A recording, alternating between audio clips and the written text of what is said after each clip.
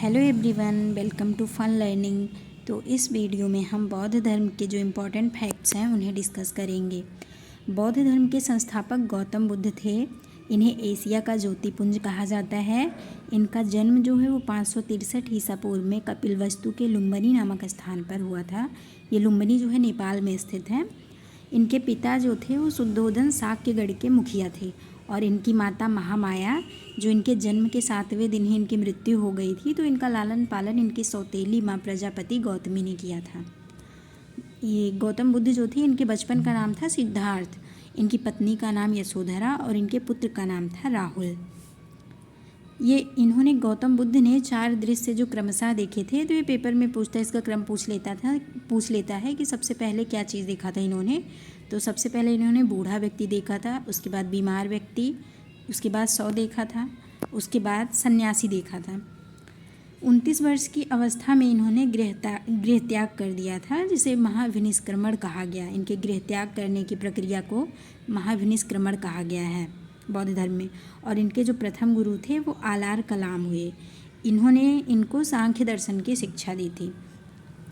अब यहाँ पे हम लोग कुछ देख लेते हैं जो बौद्ध धर्म के प्रतीक से संबंधित है। ये घटना इधर दिया गया है, इधर प्रतीक है। तो जन्म जो है, जन्म का प्रतीक है गौतम बुद्ध के कमलयोम साढ़, और गृह त्याग का प्रतीक है घोड़ा। ज्ञान का प्रतीक है पीपल, बोधि वृक्ष के नीचे इनको ज्ञान प्राप्त हुआ था, तो उसका प्रतीक यहाँ पे बोधि वृक्ष है।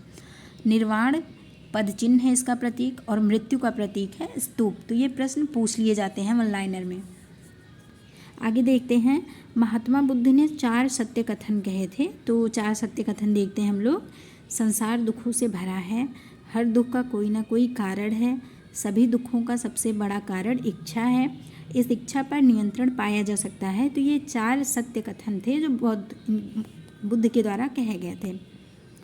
6 वर्ष की कठिन तपस्या के बाद 35 वर्ष की आयु में बैसाख की पूर्णिमा की रात निरंजना फल्गु नदी के किनारे पीपल वृक्ष के नीचे सिद्धार्थ को ज्ञान प्राप्त हुआ। वह स्थान बोधगया कहलाया। तो यहाँ पे प्रश्न पूछते हैं, ये बैसाख की पूर्णिमा, ये बहुत इंपॉर्टेंट फैक्ट है, क्योंकि ये जो महात्मा बुद्ध थे इनका जन्म भी बैसाख पूर्णिमा के दिन हुआ था, बैसाख की पूर्णिमा के दिन हुआ था।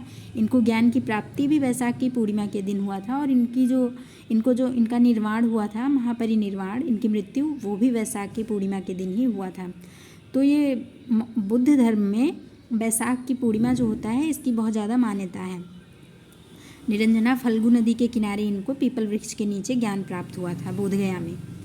प्रथम उपदेश इन्होंने सारनाथ में दिया था, जो धर्म चक्र प्रवर्तन के नाम से प्रसिद्ध हुआ।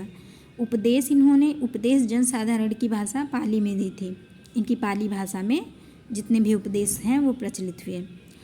बुद्ध ने अपने उपदेश कौशल, वैशाली, कौशाम्बी एवं अन्य राज्यों में दिए।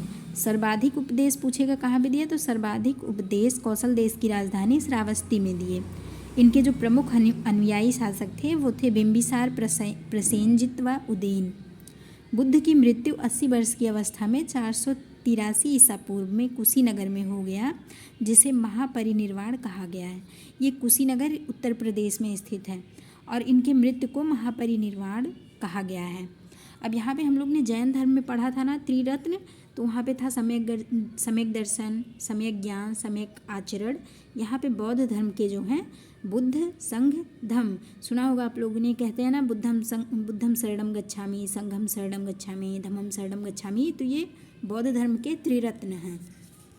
नेक्स्ट देखते हैं, यहाँ पे जब इनको महापरिनिर्वाण हो जाता है तो यहाँ पे कुछ बौद्ध सभाएँ होती हैं बौद्ध धर्म के प्रचार प्रसार के लिए। तो यहाँ पे पूछ लेगा कि ये प्रथम सभा कहाँ पे हुई थी, किसके द्वारा, किस स्थान पे हुई थी, किसके शासनकाल में हुई थी, ऐसे या फिर मिलाने के लिए पूछा जा सकता है। तो कैसे भी इम्पॉर्टेंट है ये। तो इसको देखते हैं। जो प्रथम सभा हुई थी वो 483 ईसा पूर्व राजगृह में, और उस समय अध्यक्ष जो थे महाकश्यप थे, और शासनकाल राजा उस समय अजातशत्रु थे। दूसरी सभा 383 ईसा पूर्व में वैशाली में साबाकामी की अध्यक्षता में कालाशोक उस समय इनके शासनकाल में हुआ था। तीसरी बौद्ध सभा 255 ईसा पूर्व पाटलिपुत्र में मोगलीपुत्तिस अशोक के शासनकाल में हुआ था। और चौथी जो सभा थी वो ईसा की प्रथम शताब्दी में माना जाता है, जो कि कुंडलवन में वसुमित्र अश्वघोष की अध्यक्षता में कनिष्क के द्वारा किया गया था। बुद्ध के अनुयायी देखते हैं यहाँ पे, तो इनके अनुयायी जो थे वो दो हुए, एक भिक्षुक और एक उपासक। अब ये जो भिक्षुक थे वो कौन थे, तो ये बौद्ध धर्म के प्रचार के लिए संन्यास ग्रहण कर लिए थे। ये लोग बिल्कुल सन्यासी के जैसे जीवन अपना यापन करते थे। और ये जो उपासक थे तो ये गृहस्थ जीवन व्यतीत करते हुए धर्म का प्रचार प्रसार करने के लिए आगे बढ़े, वो उपासक कहलाए। अब इसमें बौद्ध धर्म में शामिल होने के लिए जो भिक्षु बनते थे वो शामिल होने के लिए इसमें न्यूनतम आयु जो थी 15 वर्ष मानी गई है संघ में शामिल होने के लिए। यहाँ पे देखते हैं चतुर्थ बौद्ध संगीत के बाद बौद्ध धर्म 2 भागों में बट गया। ये जो चतुर्थ वाला हुआ है तो इसके बाद ये जो बौद्ध धर्म था ये 2 भागों में बट गया। एक हो गया हीनयान और दूसरा महायान हो गया।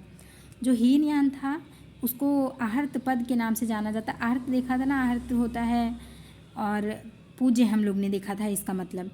और ये महायान, इसको बोधिसत्व नाम से जाना जाता है। तो पहले हम लोग हीनयान देखते हैं। तो हीनयान मतलब वो होता है जो व्यक्ति अपनी साधना से निर्वाण की प्राप्ति करते हैं।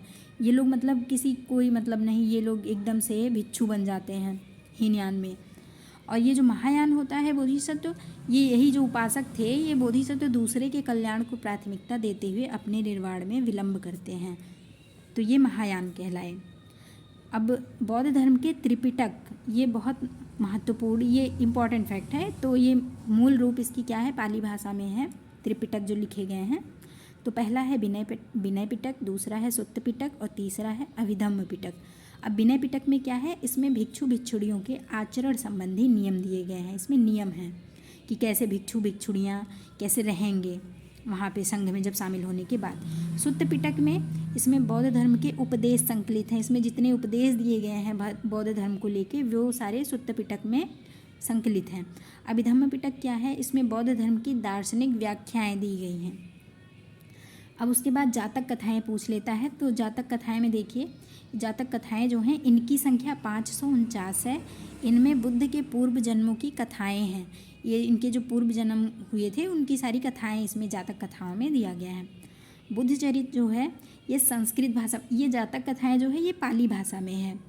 और उसके बाद बुद्ध चरित देखते हैं। तो बुद्ध चरित संस्कृत भाषा में है, अश्वघोष के द्वारा रचित महाकाव्य है। ये बौद्धों का रामायण भी इसे कहा जाता है बुद्ध चरित को।